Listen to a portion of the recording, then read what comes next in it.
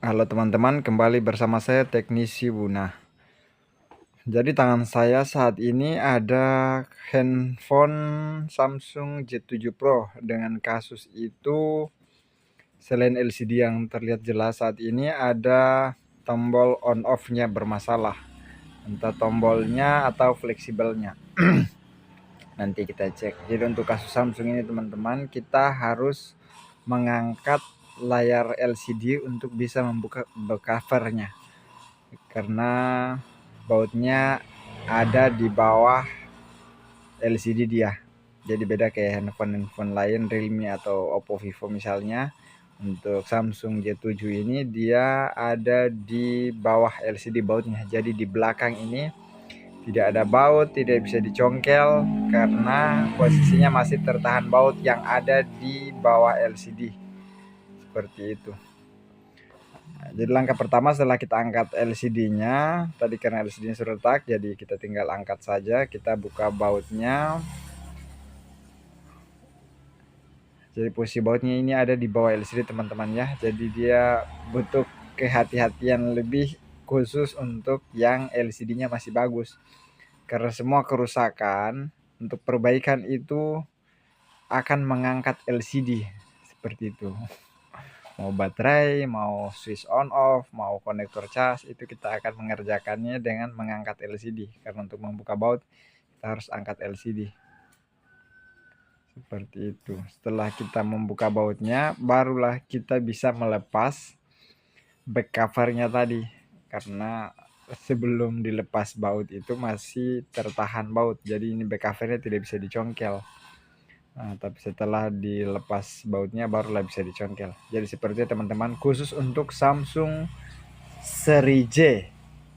Ada beberapa tipe Samsung seri J itu yang, tapi untuk Samsung seri A misalnya itu dia sudah lewat belakang. Jadi tanpa perlu kita mengangkat LCD itu, kita bisa lakukan pembukaan back covernya untuk pengerjaan mesin atau kasus-kasus lain yang ada di handphone, mau tombol misalnya atau pengerjaan baterai dan lain-lain. Nah seperti ini tampilannya setelah dilepas.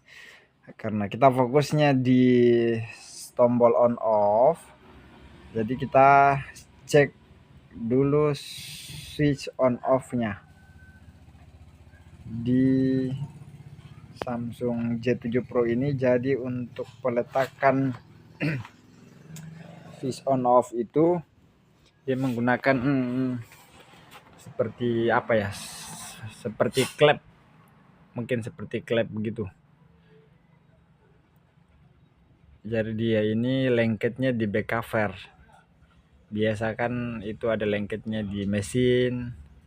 Nah ini saat kita lepas back cover itu tombol switch on off nya fleksibelnya, maksud saya dengan tombolnya itu ngikut di back cover.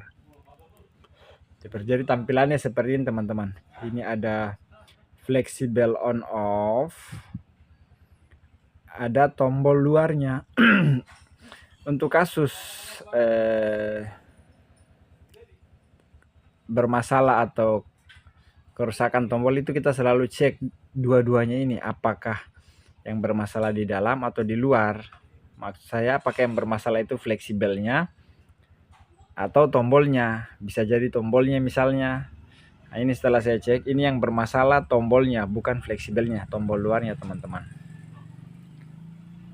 Nah, jadi untuk pengerjaan tombol luar itu biasanya saya melepaskan karet yang ada yang melengket di tombol.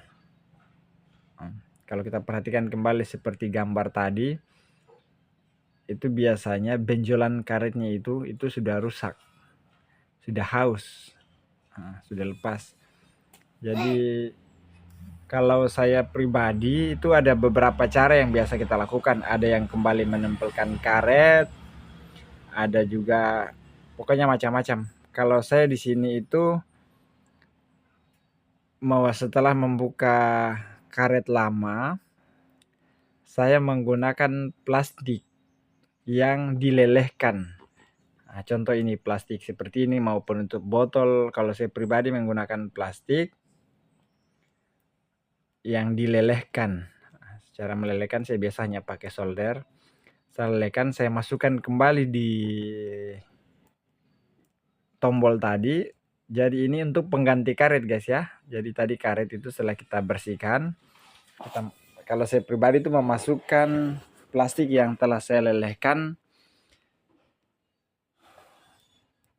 Nah, saya lelehkan pakai solder atau misalnya korek. Tapi sebaiknya pakai solder saja biar tidak terlalu meleleh. Dan kita masukkan kembali di tombol on off tadi seperti itu. Jadi tujuan kita melakukan ini untuk mengganti karet yang sudah benjolan tadi sudah rata. Nah, jadi kita ganti menggunakan plastik. Misalnya bisa plastik atau ada juga yang menggunakan karet. Saya sendiri menggunakan ini untuk kebiasaan saya pernah mencoba penggunaan karet. Bisa juga, tapi saya lebih nyaman menggunakan plastik yang telah saya lelehkan. Setelah saya masukkan ke dalam, itu ada sedikit seperti apa namanya, ada di situ di tombol setelah kita angkat itu ada lengkungan sedikit, lengkungan ke dalam. Nah, itu yang saya masukkan plastik yang sudah saya lelehkan seperti ini. Lelehkan sedikit-sedikit. Tujuan kita ini untuk mengukir kembali setelah kita masukkan plastik, itu kita ukir kembali sama seperti tombol awal yang ada di gambar tadi. Nah, jadi tujuan kita ini setelah kita masukkan itu kita ukir ulang. Istilahnya kayak ini kita cetak ulang lah. Nah, saya selalu menggunakan alternatif karena itu biasanya untuk kasus-kasus kayak begini itu kita tidak sedia tombolnya. Kalau ada tombol J7 Pro misalnya ready, itu tinggal diganti saja, buang saja barang ini, terus kita ganti yang baru. Tapi saya yakin tidak semua teman-teman itu ready barang baru untuk tombol-tombol ini. Nah, jadi di sini saya memberi contoh ilustrasi untuk alternatif untuk pergantian atau reparasi lah lebih tepatnya. Nah, jadi kita reparasi tombolnya seperti ini.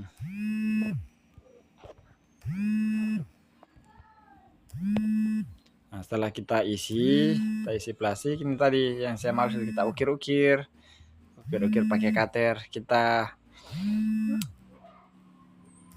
istilahnya kita kembali buat benjolan seperti gambar tombol pada awalnya. Untuk mengetahui posisi jenis tombolnya seperti apa, misal J7 Pro ini modelnya kayak bagaimana ya, atau contoh kayak J2 Prime misalnya, karena tombol luar pun itu beda-beda, apalagi Samsung. Jadi untuk mengetahui jenisnya seperti apa, buka saja Google, ketik J7 Pro, tombol J7 Pro, tombol luar misalnya. Nah, setelah muncul, sudah kita ukir. Kita buat kembali benjolan. Setelah buat benjolan, setelah kita rasa sudah cukup, kita tinggal coba tes kembali. Kita pasang, kalau kita rasa sudah kliknya itu sudah gimana ya, itu saat kita pencet tombol kan ada serasa ada jedanya, telak.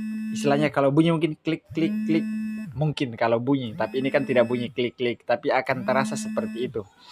Nah, saat kita rasa sudah terasa kayak klik seperti itu, nah sudah, berarti sudah aman. Saya biasa menggunakan plastik karena saat saya tempel menggunakan pemanas atau saya lelehkan, itu plastik yang saya leburkan itu akan menyatu dengan tombol plastik. Setelah kita rasa sudah cukup, sudah terasa klik-klik, sudah enak. Kalau misalnya belum pas, ukir lagi sampai serasa kayak bunyi klik.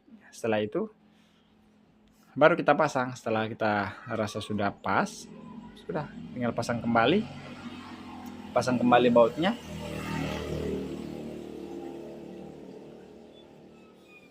Seperti itu. Jadi untuk pengerjaan ini tidak paten guys ya, tidak paten bahwa harus pakai plastik. Ada macam-macam alternatif. Ada yang menggunakan karet. Karet mungkin tujuannya biar dia lebih elastis. Jadi saat kita menggunakan karet mungkin akan lebih aman pada tombol switch yang ada di dalam tadi. Tapi kekurangannya lama-lama karetnya juga akan haus seperti itu. Jadi hitungannya sama saja. Plus minusnya ada. Makanya saya memilih alternatif menggunakan plastik yang dilelehkan. Setelah selesai kita lakukan pemasangan, kita coba kembali, itu kita klik, sudah bisa berfungsi kembali. Artinya tombol yang kita reparasi tadi sudah berhasil. Seperti itu. Sekian dan terima kasih.